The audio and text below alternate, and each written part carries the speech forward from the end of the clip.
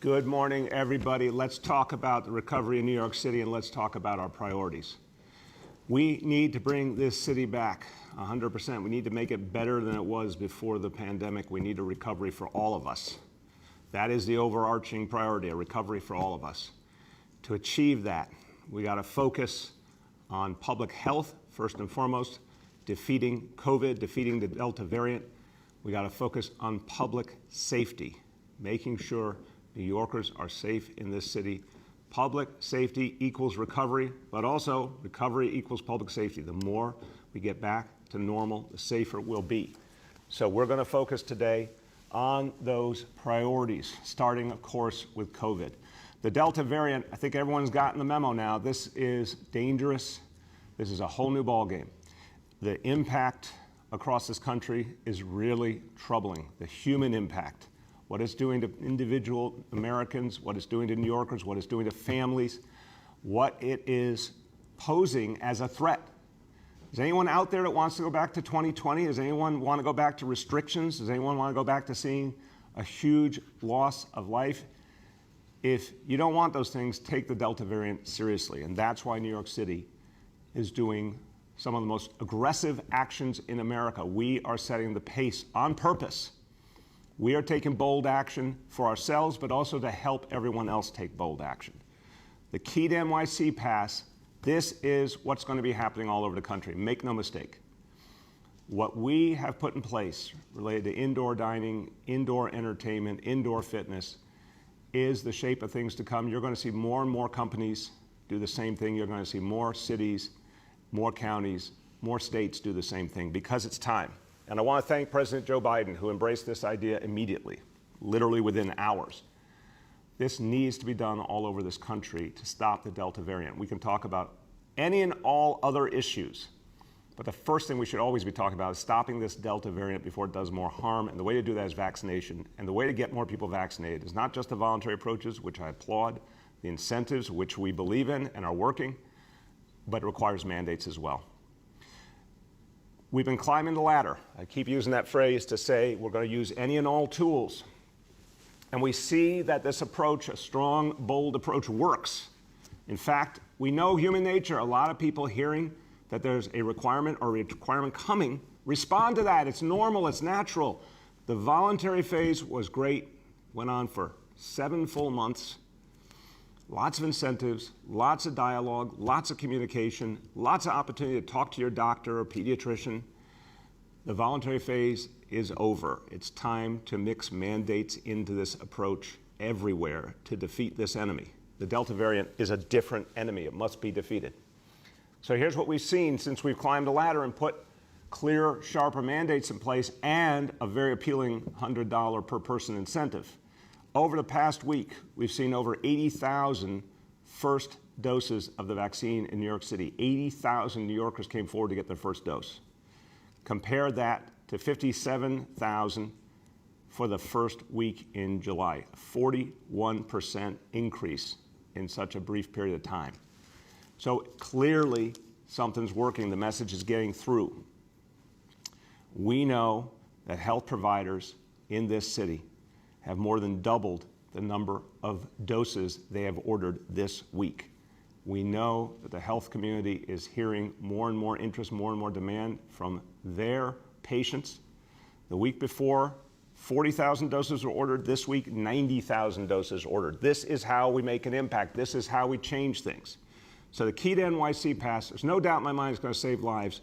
It's also going to save this city from slipping backwards. We can't let that happen. So everyone, this is going to be our focus every day, continuing to use the right strategies, increase vaccination. And on this issue, I'll come back to the simplest point, vaccination. The whole discussion is vaccination, the whole ballgame.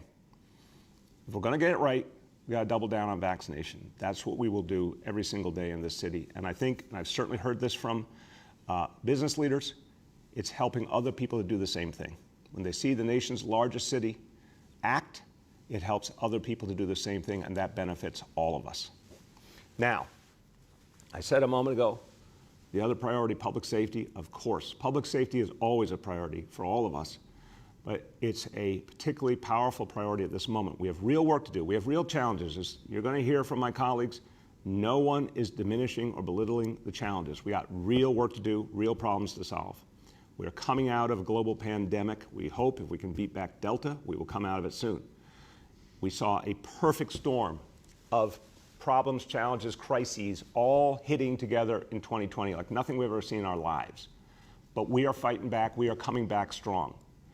This city, for years and years, was known as the safest big city in America. That is happening again. That is our destiny, period. Any doubting Thomas out there, anyone who says it can't be done, doesn't understand New York City, doesn't understand New Yorkers. We will fight back. We will find the people doing the violence. We will take them off the streets, period. So public safety is necessary. Public safety is especially necessary to the recovery. And again, the recovery itself, which is moving fast, thank God, supports public safety. Our strategy summarized as Safe Summer NYC. And the point was to energize the relationship between police and community, make it strong again, because all police leaders will tell you they need the support of the people and the cooperation and involvement of the people. We're seeing that more and more. We're seeing that literally more and more every single week in New York City. We saw it up in the 4th Precinct. The 4th Precinct on National Night Out, District Attorney Darcel Clark and I were there together. We saw the energy, people wanting to work with the police, and of course the police wanting to work with the community.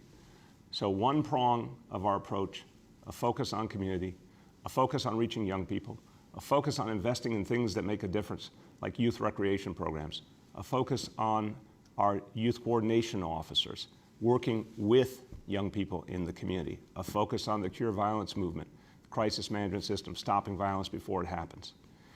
Second strand, the focus on everything our police could do, and they're doing it better than ever. More gun arrests this year than we've seen at any time proportionally since 25 years ago. Our officers are out there assertively, in a focused way, energetic way, getting guns off the street. They deserve a lot of praise and appreciation. We got problems, but let's also stop to recognize the amazing work that the men and women of the NYPD are doing. The third prong of the approach, Safe Summer NYC, was courts, getting the courts back in gear. We've seen progress, but we haven't seen enough progress. Court system is doing a better job addressing gun violence and following through on gun cases.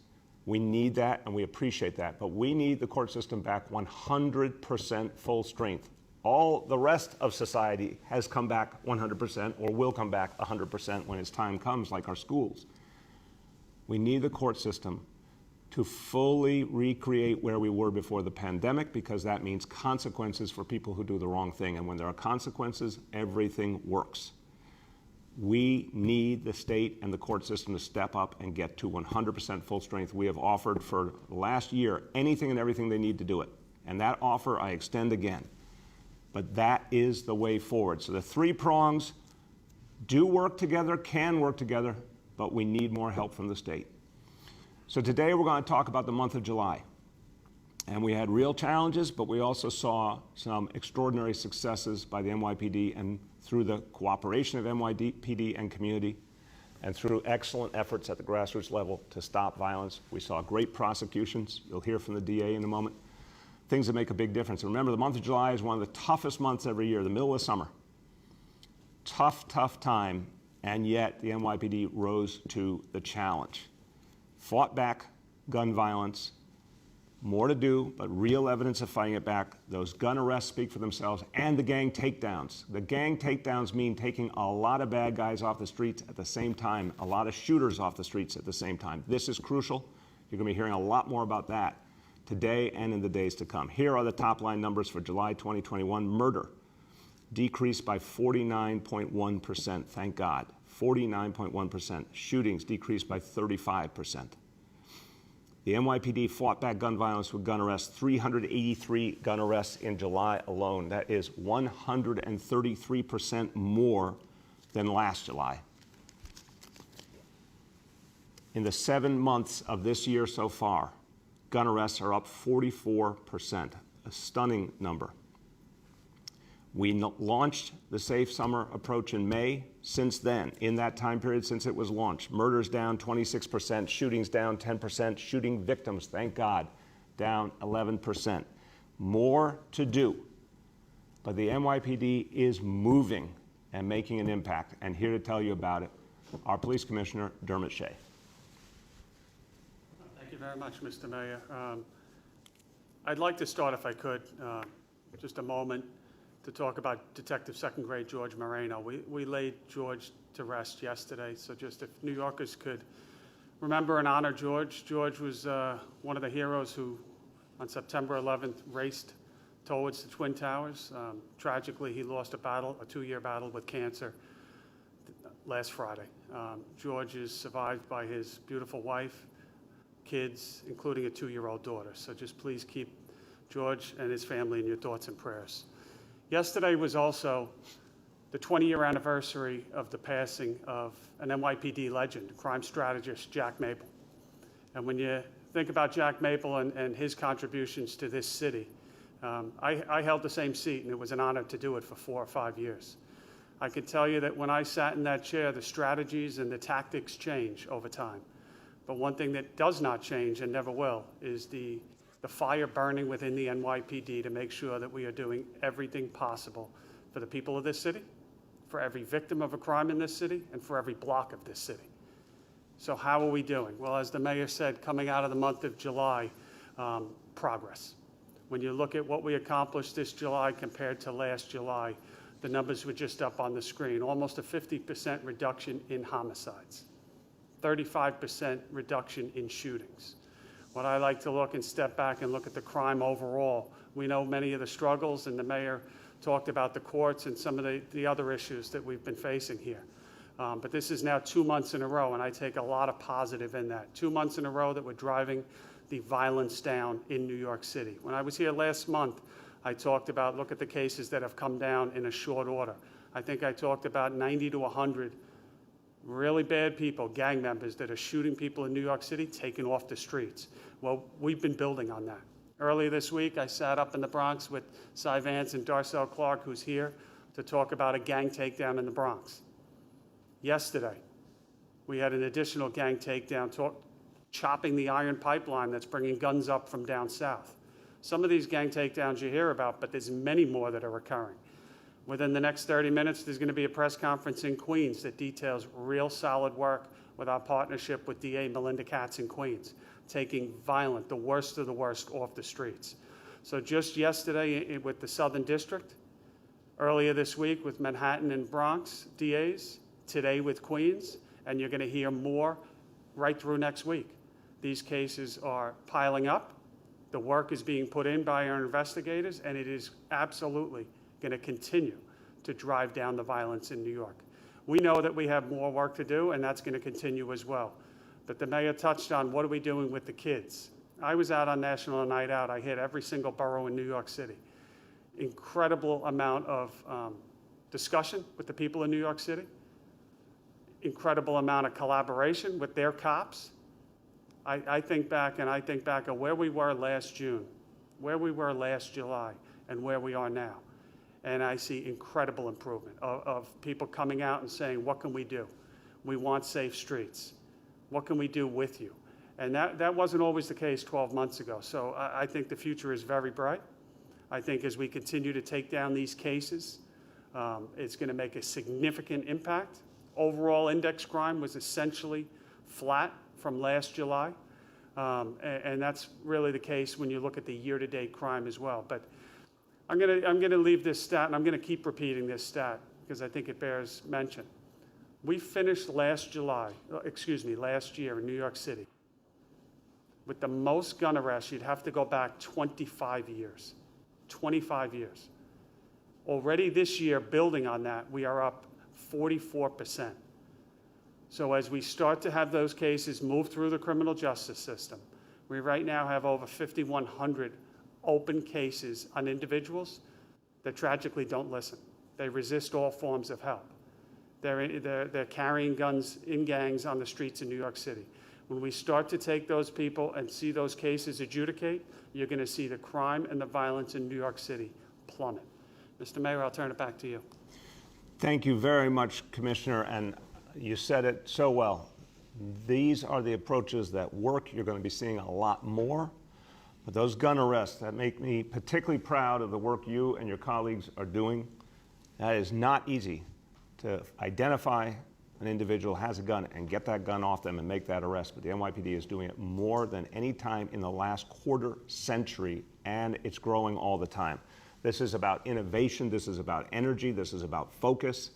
Exactly what the commissioner said, as we do remember and honor Jack Maple, someone who never took no for an answer, always believed the NYPD could come up with a new approach, a new strategy, a new way, no matter how tough the circumstance. Today's NYPD is living up to the creed of Jack Maple and making it happen again. And we should be very, very proud of that fact. And everyone take the time to thank the police officers that you know, because they're doing something very powerful right now, turning the tide, making us again the safest big city in America.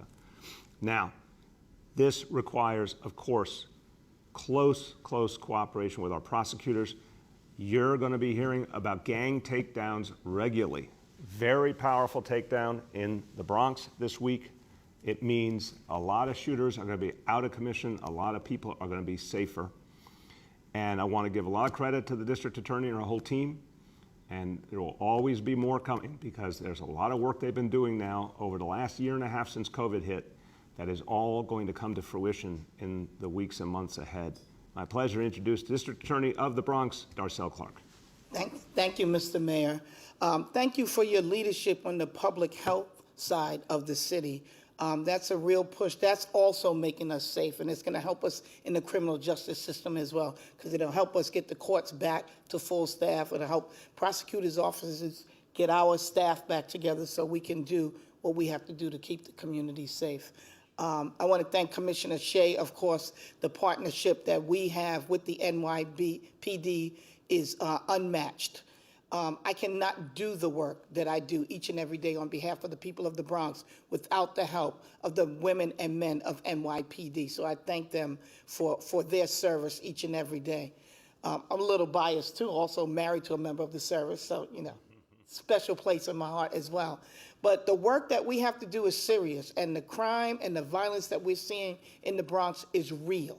I listen to community members each and every day, and they're playing their role in this as well, helping us to make sure we identify those key people that are bringing the violence into the community. It's not everybody. We're not doing criminal justice or law enforcement in the same way anymore. It's not nail them and jail them for everyone. Everyone doesn't belong there. But we need the community to help us identify those who are really causing it. And when we look at it, there's those few that are doing it and not all. The community wants to be safe. They're working with the police to make sure we continue to be safe. So my focus then can be on these trigger pullers and these gangs that are bringing real harm to not only each other, but to innocent bystanders. And the case that we took down this week was a culmination of a lot of things. I give credit to my partner, Cy Vance. It started out as a case in Manhattan as a financial crime, working with NYPD's Financial Crime Bureau, where these gang members were stealing from Lyft and Uber workers during the pandemic. These essential workers that were keeping this city running, they were being used and abused by these gang members by stealing money from them, from social media apps, stealing money from them, taking that money and taking their identity and using it to get unemployment benefits. Again, for people, those most vulnerable during the most difficult time in our lives, collecting that unemployment money, getting the unemployment money, and then using it to buy U.S. postal money orders, and then spending it. So it was just horrible the way they took advantage of vulnerable people. And Cy Vance's team pulling that string and just following the evidence where it led to a number of search warrants, the recovery of a number of weapons, recovery of the financial crimes. And in that, they found some evidence of violence that was happening in the Bronx, because these were some Bronx residents doing it, gang members. He immediately turned that over to my team, and we began working on the violent side of it.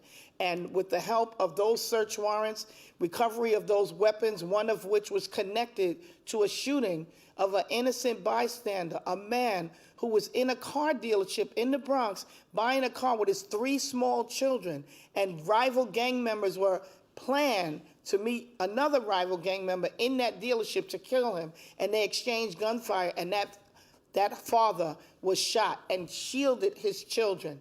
He, to this day, still has a bullet lodged in him.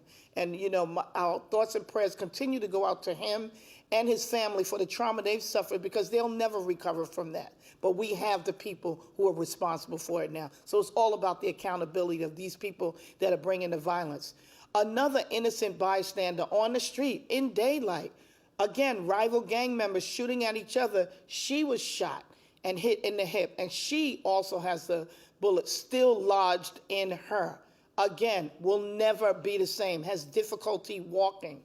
We have to hold these individuals accountable. So they're using sophisticated financial schemes to continue to finance their violence, to get more guns and things of that nature. So the message is, we're not going to stop.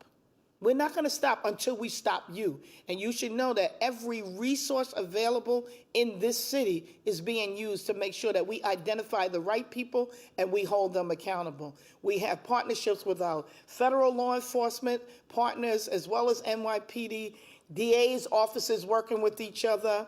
We're ready, willing, and able to make sure that we get to those people that are causing this harm. So, Mr. Mayor, thank you for the resources you're providing. Thank you, Commissioner Shea, for your assistance and your talented investigators that are helping us get this work done. And to those families, we're here to help you as well. So, Safe Summer New York City is great, and I fully embrace it, because I had Bronx Peace, which is precision enforcement and community engagement. So you've seen the law enforcement side of it by this gang takedown. We have the Saturday night lights. We're doing open streets for the kids. Anything we can to engage our young people, to give them alternatives to violence, is what we're all about. So thank you so much. Thank you so much, District Attorney. And we agree, so all of us agree, reaching young people positively, giving them options in life, giving them hope, keeping them away from gangs. Even if a young person starts to be pulled toward a gang, intervening.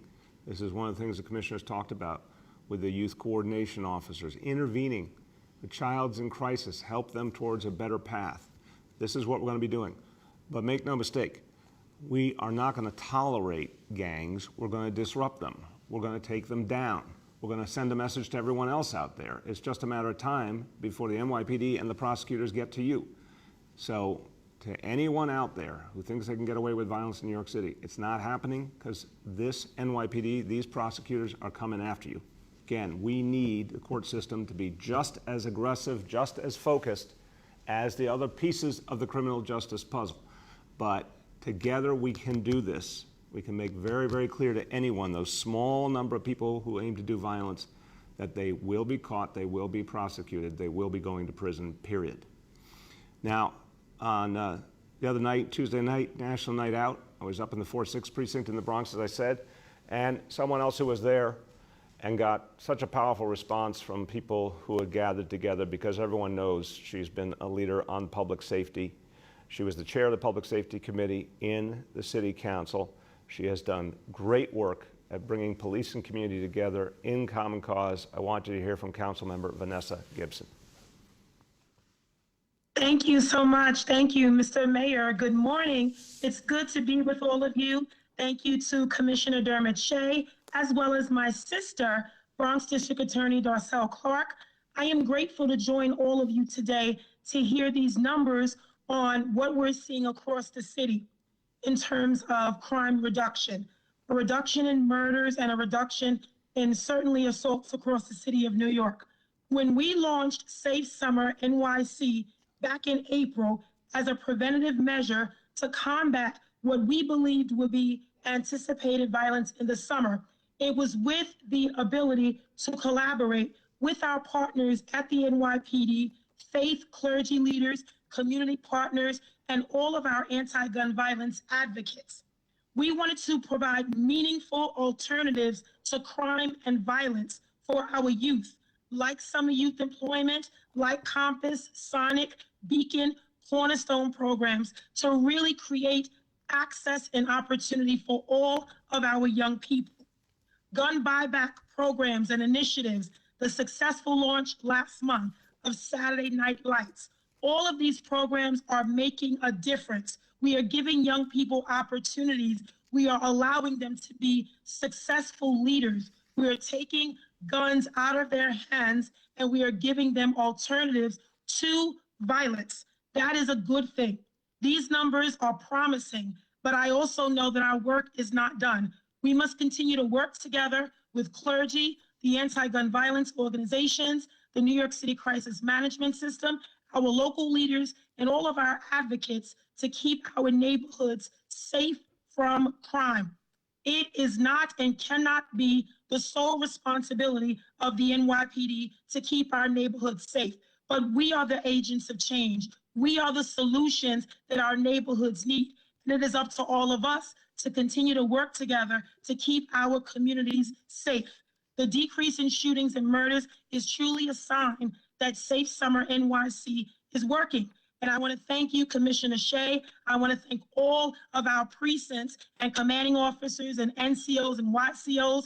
And also, Mr. Mayor, I want to thank you. Thank you for joining us in the Bronx in the 4-6 precinct, along with DA Clark and elected officials. We had an amazing crowd full of energy with young people, with families, and we are working together. National Night Out reminds us that we have to work together and that our work is not done. And so I want to thank all of you because every New Yorker has an expectation and a fundamental right to be safe and should not worry about being assaulted or shot in our community. We know that this is a state of crisis, but we are doing exactly what we need to do to keep all New Yorkers safe. So again, thank you, Mr. Mayor. Thank you, Bronx DA Clark, Commissioner Shea, and all the hardworking men and women of the NYPD. Let's continue to do this great work together.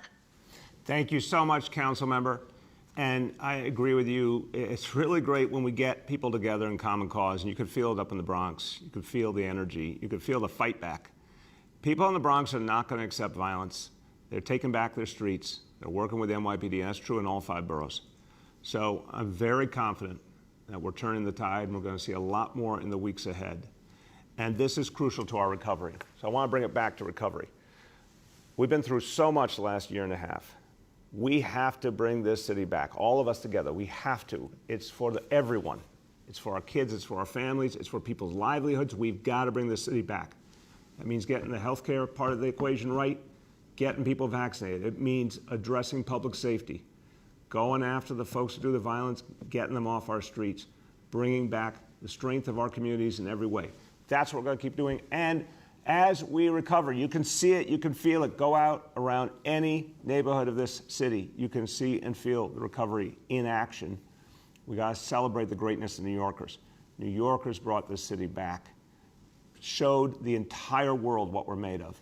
And that's why we have an amazing moment in our history coming up later this month with Homecoming Week. It is so important both to celebrate what we have all done with each other, but also to show the world the strength of New York City. Because that's going to say to everyone, this is the place to be, this is the place to visit, this is the place to invest, this is the future, New York City. So Homecoming Week is going to be bigger than anyone ever imagined. You look at the lineup just for the concert in Central Park. I am a true music lover. I've never seen a lineup like this in my life. I've asked a lot of people, when have you seen this many extraordinary performers in one place? Folks say consistently, Woodstock's the only comparison they can think of. This is unbelievable, a single day having all this talent in one place, and it's one of 5 concerts in the 5 boroughs. And as people are hearing about the other 4 concerts, there's extraordinary excitement. Well, guess what? We keep building these amazing events into even greater events. So on August 21st, Central Park, a major new addition to the lineup, a global superstar from Colombia, Maluma. Maluma is the top concert-selling Latin artist in the world. He is a 2018 Latin Grammy Award winner. This is a big deal to so many people in the city to have a star of this caliber join an already star-studded lineup. This is going to make something that is amazing even more amazing, but it's all about bringing us back together. Now remember, there's still chances for free tickets and for the VIP packages for purchase. The next ticket releases are tomorrow, 10 a.m., and Saturday at 9 p.m. So there's still an opportunity to get those tickets.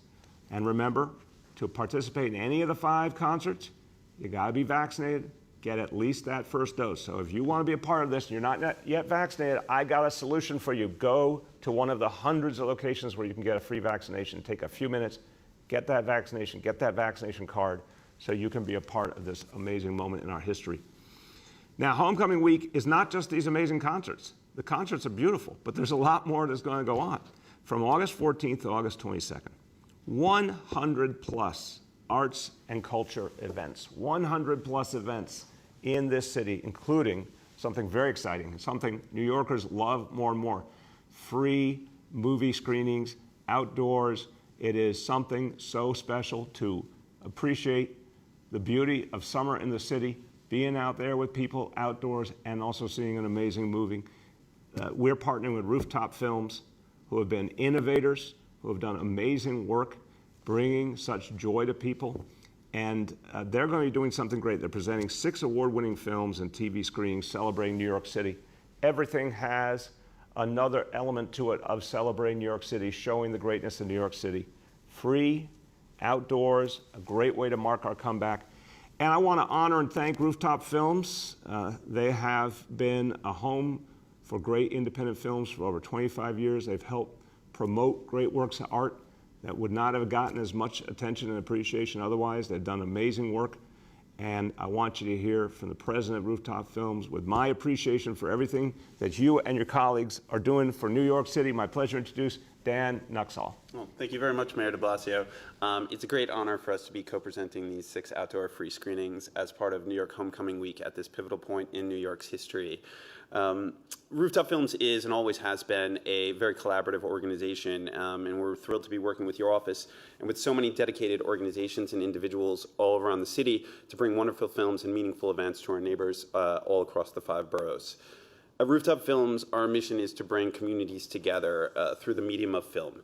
We started the organization in 1997, screening new independent films on rooftops, and later expanded to large-scale outdoor screenings in different scenic locations, piers, parks, and still rooftops on occasion as well, all across the city. Back in March of last year, we knew that drive-in theaters might be one of the only ways that New Yorkers could still come together safely. And we felt that it was our responsibility as an organization to do whatever we could to figure out ways to create a venue and a presentation program to give our fellow New Yorkers hope and joy as they emerged from a very dark period. In the end, while most theaters were closed, we were able to present more than 200 free screenings at our drive-in locations in Brooklyn and Queens, dozens of them free events to serve nearly 100,000 attendees. But we didn't do it alone. We partnered with many city nonprofits like the New York Hall of Science, the Museum of the Moving Image, NYC EDC, and we turned to the city of New York and especially to City Hall for help in that difficult time. It wasn't easy, but City Hall was incredibly helpful to us. They provided guidance and support, and they worked as tirelessly as we did to turn empty fields and parking lots into safe, joyous, celebratory cultural gathering places. Starting in June of this year, we shifted back to outdoor non-drive-in screenings around the city, and we're very proud to have kept cinema alive over the past 25 years and in this last year in particular. We're honored that the city has selected Rooftop to be a part of this historic moment, and as a native New Yorker born and raised in Bayside, Queens, I have experienced the resilience of New York City my entire life firsthand, so it is with great pleasure that I'm here today to announce an exciting lineup of film events that will help to celebrate the revitalization of New York City. The great Alvin Ailey had a motto, and that was, "Dance came from the people and should always be delivered back to the people." We hope to honor that credo when on Monday, August 16th, we will present Jamila Wignot's extraordinary new documentary, Ailey, about the visionary New York dancer, director, choreographer, and activist Alvin Ailey in the Bronx, courtesy of Neon. The screening will take place on the northern lawn of Walter Gladwin Park in the Bronx, and like all the screenings in this series, it will be free and open to the public with RSVP. New York is very well represented in film and television, but the borough that is perhaps least documented in film and TV is Staten Island. But in my opinion, the funniest show on television right now is a really amazing show called What We Do in the Shadows, and it is set on that beautiful island to our southwest. On Tuesday, August 17th, on the grounds of the lovely Snug Harbor Culture Center, there will be a special Staten Island screening of the season 2 finale and an exclusive sneak peek of season 3 premiere of FX's critically acclaimed Emmy-nominated comedy series. These last few years, we have witnessed a political awakening unlike any that I've ever experienced in my life, which is why on Wednesday, August 18th, we wanted to present something really special in Jackie Robinson Park in Harlem. We will be presenting the New York premiere of Marcus A. Clarke's upcoming documentary, Blood Brothers, Malcolm X and Muhammad Ali, prior to the film's premiere on Netflix. The film captures the complicated and impactful relationship between civil rights leader and the legendary boxing superstar, and the event will take place in the park named after a New York athlete who changed the way we think about both sports and the fight for equality, Jackie Robinson. We also wanted this week to be a week of communal celebration. And on Thursday, August 19th, we will present Amir Questlove Thompson's critically acclaimed Summer of Soul, or When the Revolution Could Not Be Televised, in a location that is actually one of my personal favorite spots in the city, Fort Greene Park. The film is perhaps the single greatest documentary about the importance of communal gathering in New York City's parks, and we are grateful to Hulu, Disney's Onyx Collective, and Searchlight Pictures for working with us to bring it to the people of Brooklyn. And finally, short films have always been essential to the lifeblood of Rooftop Films programming. And on Friday, August 20th, we will present a collection of several New York short films, including the final episode of Season 1 of HBO's How To with John Wilson, all of which is shot here in New York City. John has spent the last 10 years capturing surprisingly resonant moments of everyday New Yorkers all across the 5 boroughs. And in the final Queen Set episode that we will be showcasing in this episode, it features one of the most beautiful portraits of resilience, kindness, and neighborly love to have emerged from the dark days of the early pandemic. That screening will take place in partnership with our friends at the Museum of the Moving Image on the grounds of the New York Hall of Science in Corona, the site of the Queens Drive-In, where we hosted more than 150 screenings throughout 2020 and early 2021. These documentaries, comedies, and short films and the acclaimed directors who made them all demonstrate that people everywhere, and especially in New York, can rise above a crisis and achieve great things by sticking together and believing in the potential of our fellow neighbors. We're very excited to host these free screenings for all New Yorkers, and we encourage audiences to head to homecoming2021.com to find out about all the films and to RSVP to attend. Thank you again, Mayor de Blasio, for having me here today and for all the work you've done supporting cultural organizations through these times. We really appreciate it. Thank you so much, Dan. And here's my statement. There's a whole lot of culture going on. And this is really going to be amazing. I mean, everything you laid out there, each and every one is going to be exciting and a beautiful communal experience outdoors. But thank you, because you've chosen great works of art, as you have for years and years, and you're helping bring them to everyday people for free. That's just a beautiful thing. That's the way we do things in New York City. We celebrate arts and culture. It's part of our lifeblood. It's who we are. We also believe it's for everyone. It's supposed to be something for everyone, not just for those of great means. And what you're doing, everyone at Rooftop Films is doing, bringing art to the people. Thank you. Thank you very much. Everyone, if you want to be a part of these great events, they're free. Go to nyc.gov/homecoming week, nyc.gov/homecoming week for all the details. Okay, now we'll do our indicators. And as usual, our indicators tell us things we got to pay attention to, things we got to watch out for, things we got to address. Also, some good news. You see the impact of vaccination continuing to hold the line, particularly in terms of hospitalization rate. But we've got more to do on vaccination, to say the least. And a reminder, we're going to be coming in with new indicators going forward, focused again on hospitalization, vaccination rate, cases. We're going to be taking the positivity rate out of the equation in terms of the daily briefings. It will still be visible on the Department of Health and Wealth website. Okay, here we are with our indicators today. Number one, daily number of people admitted to New York City hospitals for suspected COVID-19. Today's report, 127 patients. Confirmed positivity, 32.33%. Hospitalization rate per 100,000, 0.82. Number two, new reported cases on a 7-day average. Today's report, 1,365 cases. And number three, percentage of people testing positive citywide for COVID-19. Today's report on a 7-day rolling average, 3.27%. let me talk about the crime announcements in Spanish for a moment, and particularly this focus on the gang takedowns, the impact that is making on safety in communities. El número de tiroteos y asesinatos se redujo en julio, pero nuestro trabajo para mantener a salvo a todos los neoyorquinos todavía no ha terminado. Estos son más que números, son familias, hermanos, hermanas, madres, padres. Tenemos que protegerlos. With that, let's turn to our colleagues in the media, and please let me know the name and outlet of each journalist. Hi, everyone. We will now begin our Q&A. As a reminder, we're joined by Police Commissioner Dermot Shea, Senior Advisor Dr. Jay Varma, President and CEO of Health and Hospitals Dr. Mitch Katz, Executive Director of Citywide Events Dan Gross. Our first question of today goes to James from Pix 11. And good morning, Mr. Mayor and everyone on the call. Thanks for taking my call. James, you know, you're such a dynamic player. We keep moving your lineup. You're leadoff today. You can do it all. A pleasure to be in that position. Thank you. If we could we start by talking a little more about Governor Cuomo's situation, about which you've spoken quite a bit in the last few days, but I'm hoping that you can provide more information about the effect that the ongoing issues surrounding the governor are having on important issues here for the city, like battling COVID, getting rent relief money out, advocating for federal resources. What effect is that situation having on issues like those for us? James, it's hurting the people in New York State and New York City. There's no question. You know, a guy who spends 11 hours having to testify about his sexual harassment and assaults is not a guy who's focusing on fighting COVID or getting us federal aid or getting rent relief money to people who need it. The rent relief situation is a very telling example. You know, sometimes people say, oh, look at these other states. They don't do things the same way we do. But 48 other states managed to get their rent relief money out. So for anyone who, you know, is saying, oh, look how great New York State is, New York State dropped the ball on rent relief.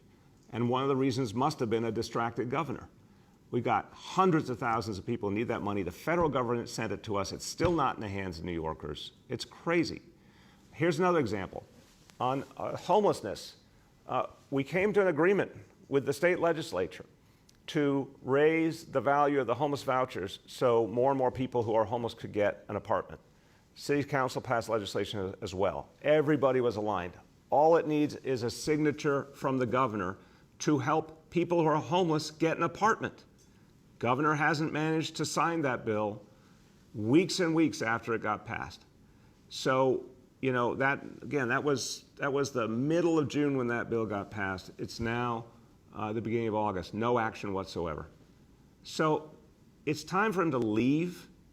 Let the lieutenant governor take over and let her get to work solving these problems with us, because people are hurting right now and they need leaders who can focus and not be in the middle of defending themselves against endless charges against them.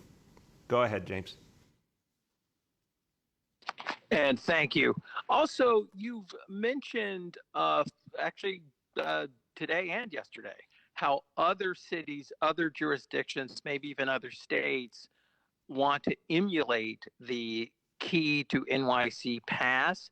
Can you give us more details? Are there specific cities that have approached you or the administration, or specific states that are interested in implementing a similar plan? Out of respect for each jurisdiction and how they have to do things, I'm not going to name locations. They'll speak for themselves. But there's definitely been a lot of interest from public and private sector. Remember, James, I announced the key to NYC pass, and about 5 hours later, the President of the United States endorsed it.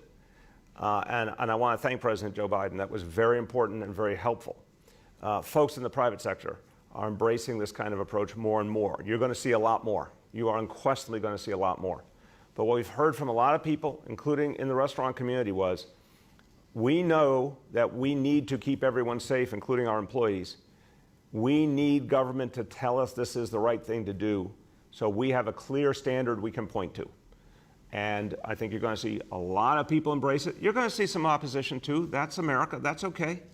But overwhelmingly, this is the shape of things to come. And more people in public and private sector are going to use this approach to make sure folks are vaccinated. The next question goes to Matt from Newsday.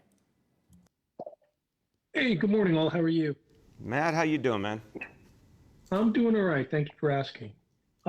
Speaking of the vaccine mandate that James was just discussing, since it does not exclude previously infected people, what evidence do you have that the vaccine is necessary to supplement natural immunity, particularly since your team doesn't know or won't say, despite being asked about this repeatedly since March, how many reinfection cases there have been among the unvaccinated in New York City?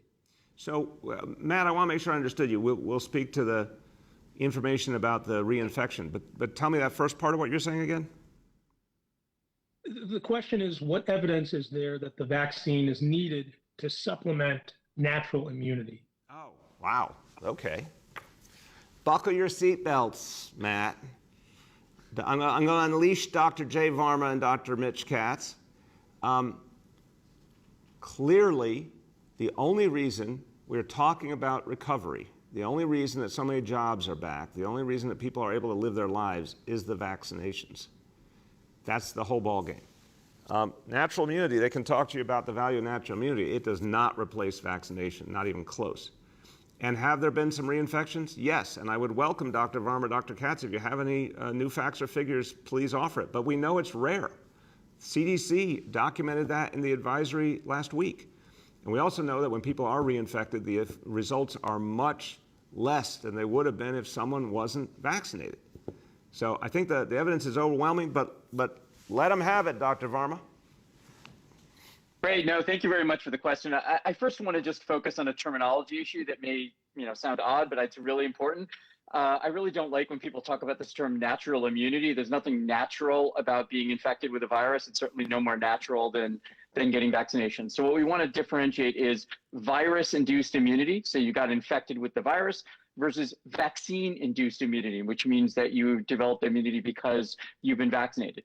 So what we know is imperfect, as it is throughout this epidemic, but there have been a number of studies looking at the immune responses in people who had infection with the virus compared with those who got vaccinated, and also looking at people who got both vaccinated on top of having a prior viral infection.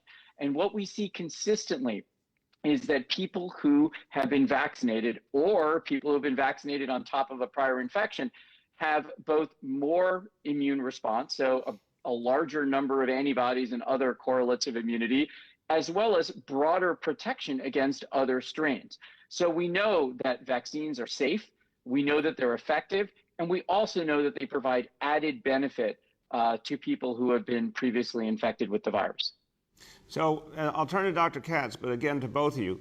Matt is putting forward the notion that somehow there's information that isn't being handled transparently. I think we've been very transparent, but I want all the transparency in the world. The number of reinfections, if we have a particular number, we know it's rare, but we should still issue that information. So starting again, just Dr. Varma, do you have a specific set of facts on that to share, or else we'll follow up with Matt later?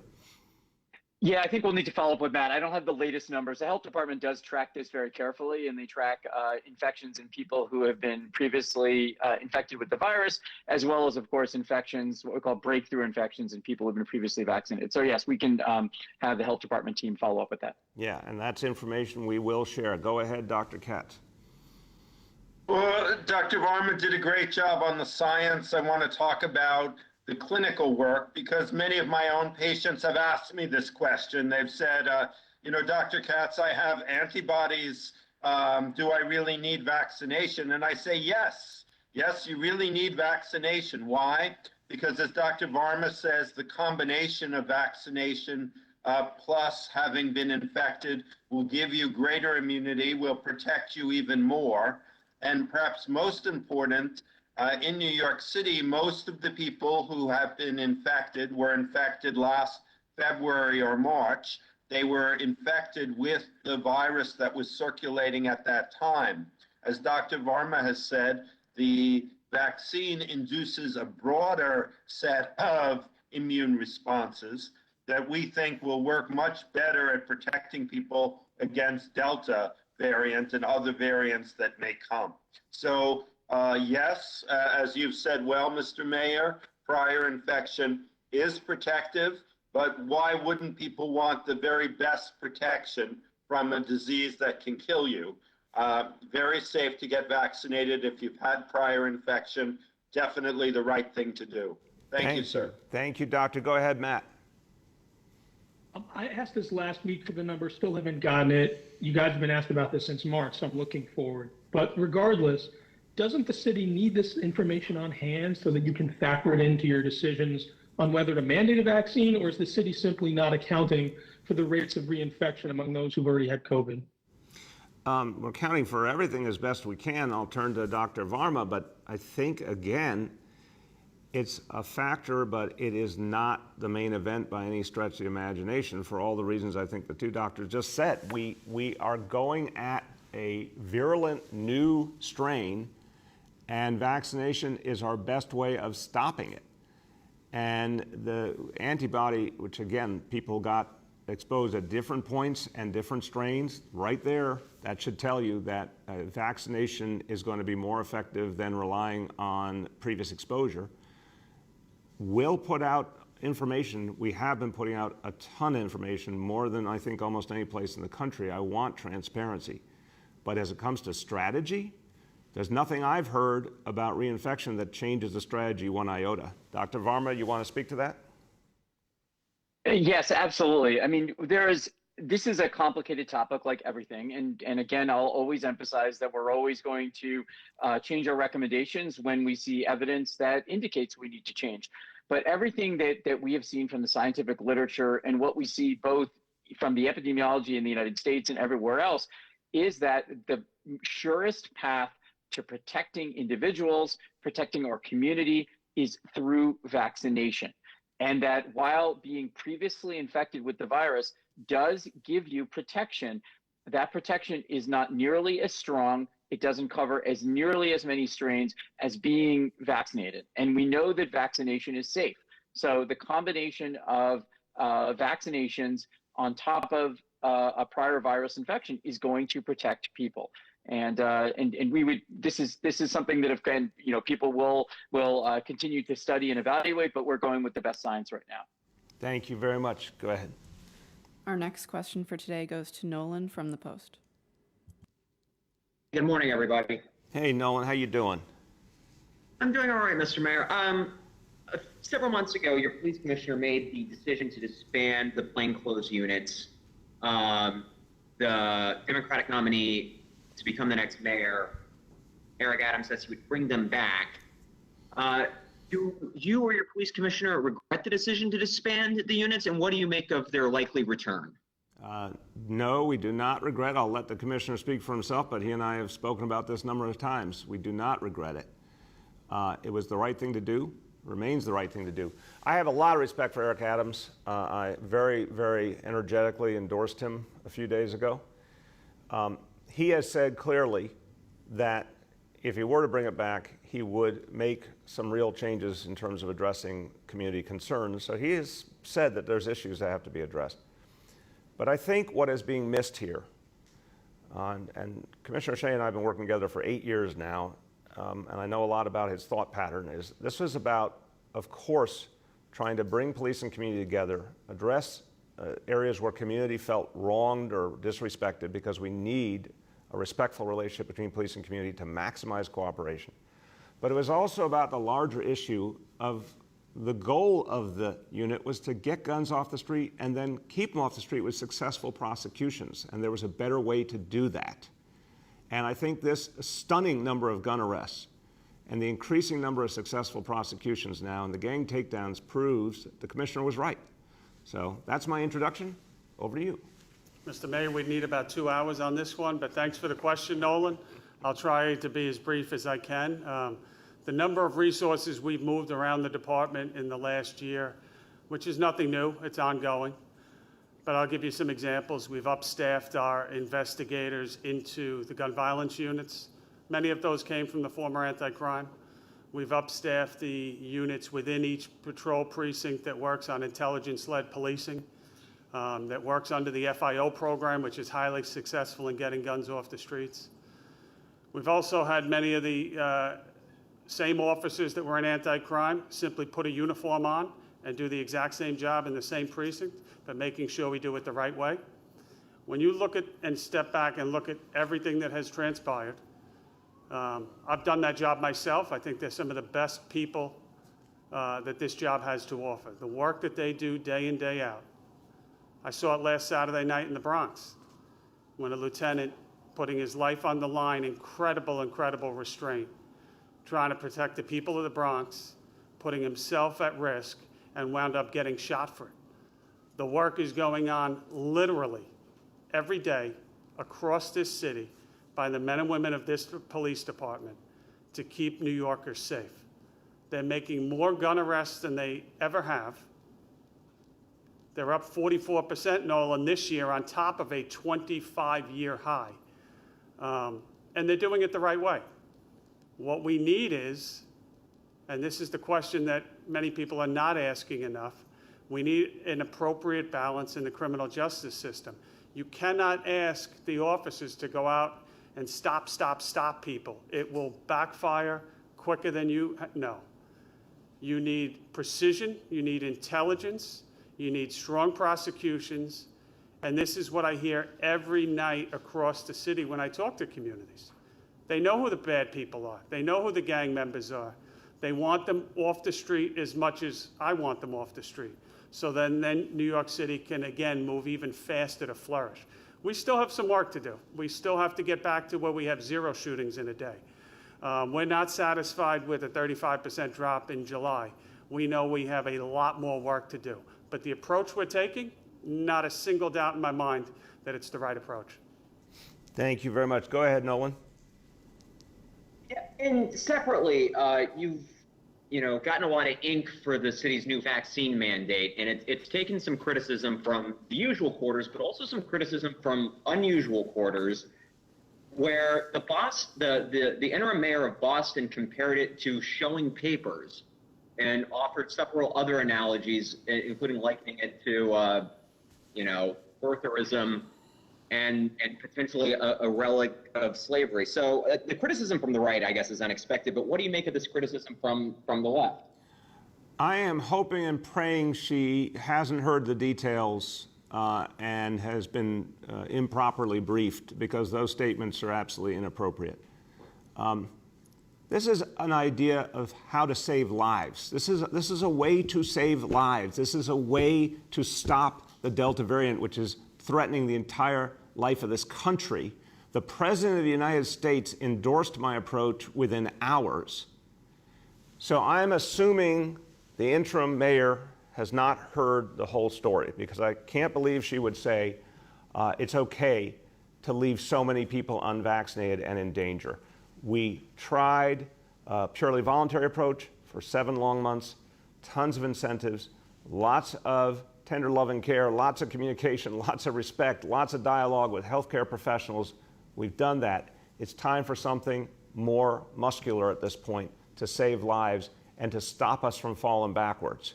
And by the way, you're seeing the private sector embrace this all over the country. So this is a time for people to support this kind of action and help us save lives. The next question goes to Courtney from Fox News. Hi, Mayor. I just wanted to quickly talk to you about the key to NYC. We've heard from a lot of tech people that this might not be super secure. And so I was just wondering what some of the ways are that you're doing to protect people's private information, and also how you're going to ensure that people's paper COVID vaccine form is valid and real. Courtney, a very fair question. Well, first of all, it is a criminal offense to alter or create a fraudulent vaccination card. We'll get you the specific penalties, but they are substantial. I believe I'm on firm ground. It's up to 7 years in prison for falsifying a government instrument. So people should only present a truthful, valid vaccination card. If they don't, they are running a very serious risk, and they're doing a disservice to everyone else. In terms of the different approaches, what we've created, the COVID Safe app for New York City, is not connected to the internet, can't be hacked. It's just your own personal way of maintaining the information, your vaccination card, and a valid ID. Obviously, you want those two together. You present a vaccination card, you want to confirm the person who it's connected to. So that's a very simple way to avoid any problems that folks in the tech community might be concerned about. Carrying the card itself is the simplest. A lot of people just have it in their wallet, wherever on them. So we want to continue to pay attention to those concerns, but I think this is one where we have a very simple, straightforward approach that's also secure. Go ahead, Courtney. And I'll just do a quick follow-up, and that'll be my last question. Also, sort of for the police commissioner, is there going to be any sort of joint, backing of checking these vaccination cards for people, or restaurants enforcing it? How is that going to work? Let me just jump in ahead of the commissioner. This is a civilian approach. We, again, we're going to be educating businesses over the weeks ahead, working with them. Small Business Services will be working with them. Health Department will be working with them. We want to make it work for everyone. The Health Department has primary jurisdiction for inspections of restaurants. And again, our goal is to handle this on a civilian level, separate from situations that would be exceptional where any kind of law enforcement would be involved. But in terms of the day-to-day, we expect it to be a civilian approach. Go ahead, Commissioner. No, I couldn't agree more. Go ahead. Next, we have Andrew from NBC New York. Good morning, Mr. Mayor, and everyone on the call. Mayor, I know you answered James's question earlier about the impact of the Cuomo investigation on city-state relations right now. I'm wondering if you've known the governor such a long time, and you know how his political strategic mind works. What do you think that he thinks his strategy is right now? Well, all I can say is I don't usually quote John Podhoretz, but he had a really good point the other day about the level of narcissism in play right now.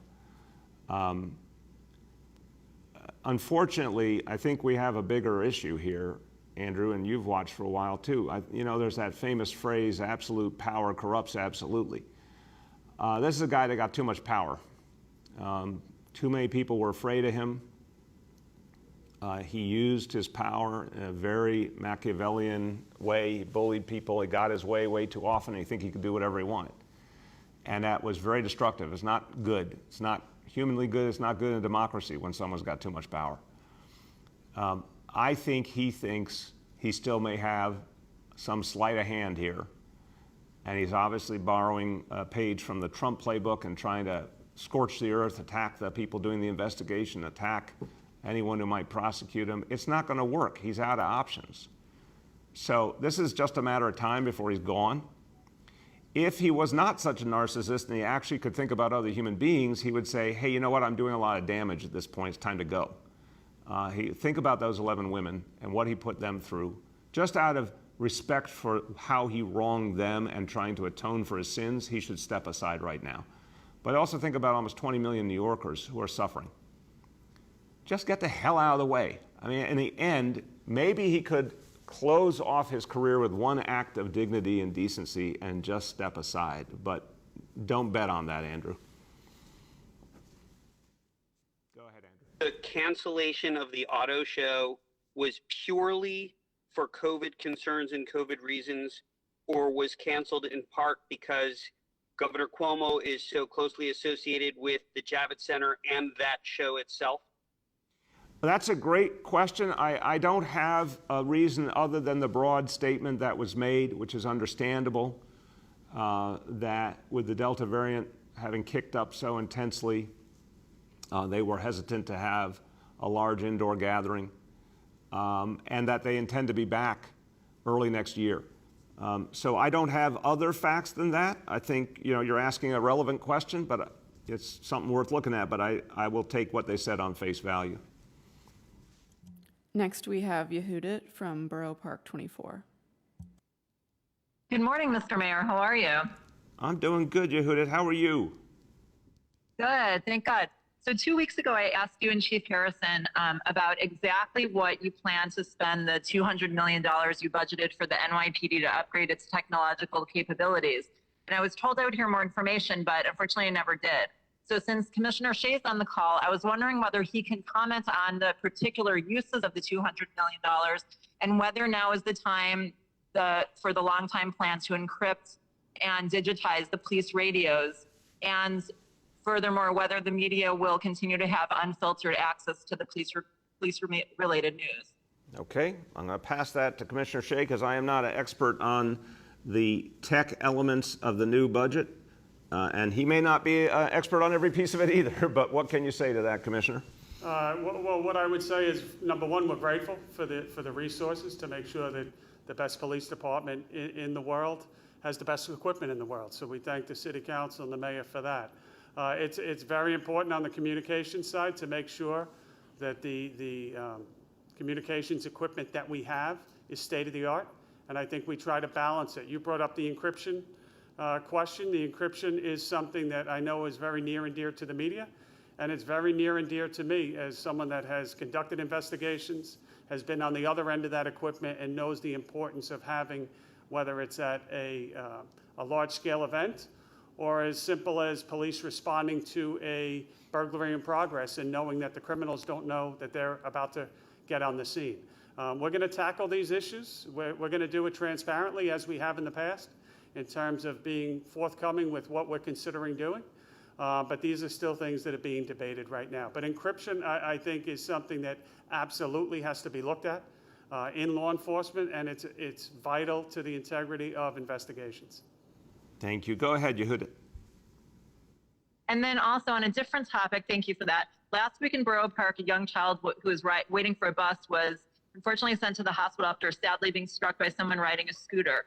A few weeks ago, State Senator Liz Krueger introduced a new bill that said that the drivers of e-scooters, e-bikes, and maybe dirt bikes that the NYPD are getting rid of who harm pedestrians should be actually charged with not misdemeanors but felonies, and which drivers of cars who commit hit and runs are. I was wondering whether the mayor supports that new legislation that drivers of e-scooters and e-bikes should be more accountable and receive the same harsher penalties that drivers of cars do for hit and run accidents. Yehudit, thank you for the question. I will state, obviously, I have not seen the legislation, so I won't go into detail about that. I'll speak broadly. I am a radical on this issue. I think anybody who harms another person with a car, a motorcycle, an e-bike, a scooter, anything, should suffer tougher penalties. I think there's a problem with our legal structure. I have felt this for years. I've said it for years. I've fought for tougher penalties. It is essential Division Zero. And I think people should be honest. Don't want to hear from different interests or different companies saying, well, we shouldn't get tough penalties, but put it on the car or the truck or whatever. Everyone should have it. If you hurt someone with any vehicle, you hurt someone. And there needs to be accountability and not a sense of recklessness. We are a big, complicated city, and there's not enough space. And what it says is everyone has to be accountable and respectful of each other and slow down and not just think about yourself. So, Yehudit, broadly, I want to see tougher penalties for a variety of vehicles. On that legislation, we'll take a look at that and come back to you on the specifics. We have time for two more for today. Next, we have Chris from the Daily News. Hi, good morning, Mr. Mayor. Thanks for taking my question. How you doing, Chris?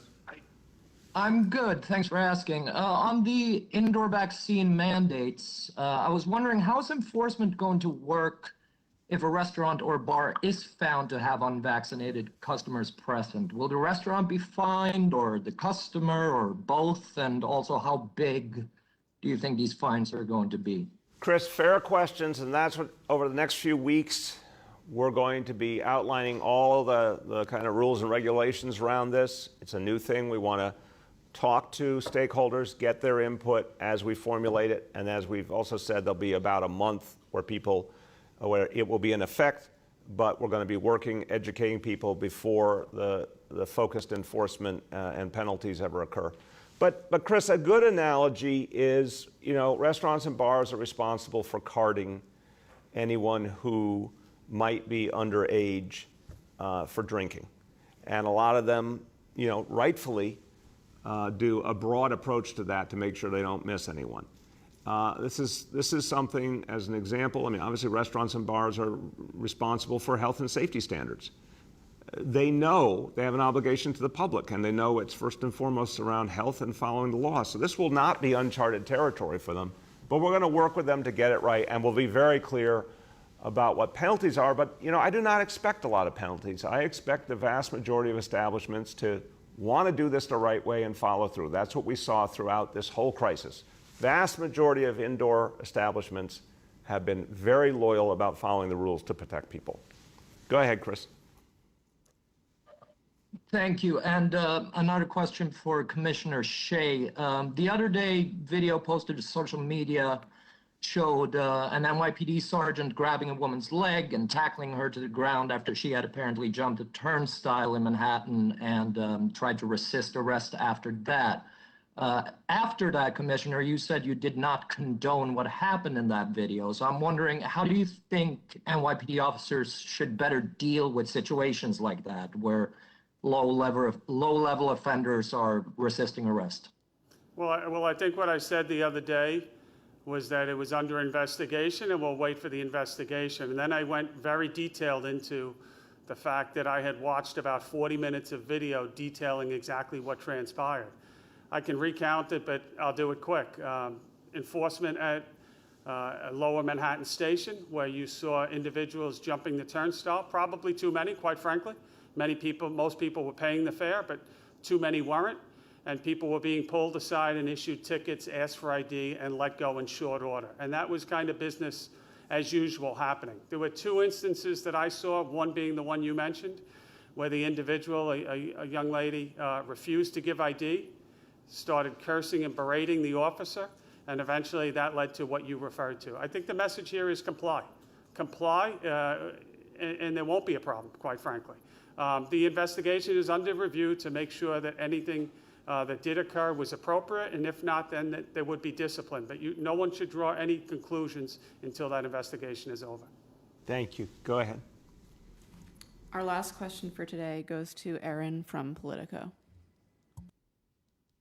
Mr. Mayor, so you reported this increase in vaccine numbers that you I'm just wondering, at the same time, you still have cases going up, and obviously these are just first doses and they just happened. But do you have a sense of, is there a threshold point, that you kind of need to get to, where we can get to with vaccines that will actually stop this and reverse it back to where we were a few weeks and months ago when everything looked a lot better?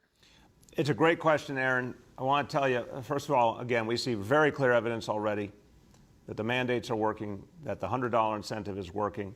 Also, in terms of the specific mandate for city workers, important fact, last week compared to the previous week, we've seen a 189% increase among health and hospital workers getting vaccinations.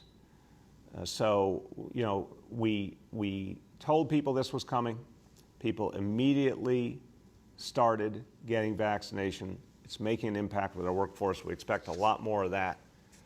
But Erin, look, the reason that we are focused on vaccination incessantly is that there isn't a narrow, easy endpoint to get to. It is not that we can say, hey, you get to this exact number and you're done. It's something we're going to keep at, and we want to drive that number as high as humanly possible. We've passed the 5 million mark, which is great. We've got now over 5 million New Yorkers who have received at least one dose, 4.6 million fully vaccinated. So that's over 60% of the entire population of the city has gotten at least one dose. Over 72% of adults have gotten at least one dose. 250,000 kids in the 12 to 17 range have gotten at least one dose. We really are at very high numbers in comparison to most of the country. But we gotta go further. So to me, it just doesn't end until we defeat COVID and we keep building vaccination. That's the whole ball game. We're gonna watch, and I'll turn to Dr. Varma, he can elaborate a little bit, and if Dr. Katz wants to add on this. 3 things, Aaron: vaccination levels, hospitalization rate, and cases. Right now, vaccination levels, very strong. We need to make them stronger. Hospitalization rate still well within the levels that we need to be, and hospitals are handling cases well and getting much better outcomes. Cases higher than we want for sure. But when you composite all that, New York City is still moving forward, still recovering. We got to keep it that way. Dr. Varma and Dr. Katz, you want to add? Great. Thank you very much, Aaron, for the question. And this is just another opportunity for us to emphasize that, we have to always be humble in the face of this virus. It continues to evolve and challenge us in ways that we can't always know for sure. I think really the essence of what your question is there a level of vaccination in which we can say that we don't have to worry about COVID anymore, we're all done? And the answer, of course, is that, of course, if we had 100% of the population vaccinated, we can say with pretty high certainty that would end this epidemic and COVID would be in the back door for a while, for a long time. The real challenge is, okay, what level below 100% is what you need? And that's what people often refer to as a herd immunity or a community immunity threshold. And the reality is we don't know the exact number for that right now. And so the best approach that we can take is the one that the mayor has basically said. We need to get everybody who is eligible to be vaccinated, and that if people choose not to be vaccinated, we need to make indoor spaces as safe as possible. And the best way to do that is to restrict those to people who have been vaccinated. So we know that vaccines are highly effective. We know that there is some level of vaccination in the population that's going to really kind of end COVID for us. But we don't really have an exact number for that at this time. Thank you. Dr. Katz, you want to add? I just want to add again that I think in the future, our whole focus will be on who is sick with COVID, and not so much cases, but who is sick. And when you look across the country, 98% of the people who are in the hospital with COVID are unvaccinated. And so if all of those people had been vaccinated, they wouldn't be in the hospital. And we would be able to return to a world where, yes, there might be some transmission of COVID, but nobody would get sick. And so that's why, sir, you're so right that the ball game is vaccination. Thank you. Amen. Go ahead, Aaron. Okay, thanks. And then, secondly, I wanted to ask about the racial disparities in the vaccine rates. Early on when they were first reported, Black and Latino New Yorkers collectively had lower rates, which could be attributed to a number of access and socioeconomic issues. Currently, it looks like Latino and white New Yorkers are pretty much on par, and Black New Yorkers in particular have the lowest vaccine rate. Just wondering, if you have a sense of why that is and what is being done specifically to address that. I think you're right to, first of all, a very important issue. Second of all, you're right to say a variety of factors at play. Folks have been through hell in all communities. And we know the Black community was hit very, very hard by COVID. There's a lot of pain, there's a lot of distrust, there's a lot of historical distrust, there's a lot of misinformation out there in all communities. But what we do see, you made a really important point. We've seen consistent progress. We've seen the numbers come up consistently in the Black community. We've seen the Latino community where it used to be a very big gap. That gap has greatly reduced. Clearly, we're now at the numbers of vaccinations that say the whole city has bought into vaccination. I mean, you saw those numbers. Again, these are pure majorities if ever I saw them. 72% of adults have already gotten vaccinated at least one dose, and more coming in now. We see the numbers going up. Again, over 60% of all New Yorkers have had at least one dose. Those are super majorities. But to reach more deeply, I think it's a combination of continued education, continued outreach, continued work with community organizations and leaders. I think the $100 incentive will work, and I absolutely believe that the mandates, the public service mandate for our public service workers, the indoor dining entertainment mandate, are going to very deeply improve numbers in communities of color, because a lot of those folks are folks who work for the city or work in those industries.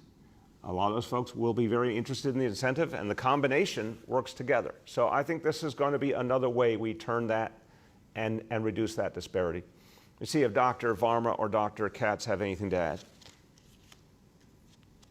I would add, sir, just as I take care of a large number of African American patients in my practice, and so I know it isn't anymore an issue of access. It may have once been an issue of access, but now for each one, I can send them right downstairs where they see me and get the vaccine at that moment without waiting, and your incentives help as well.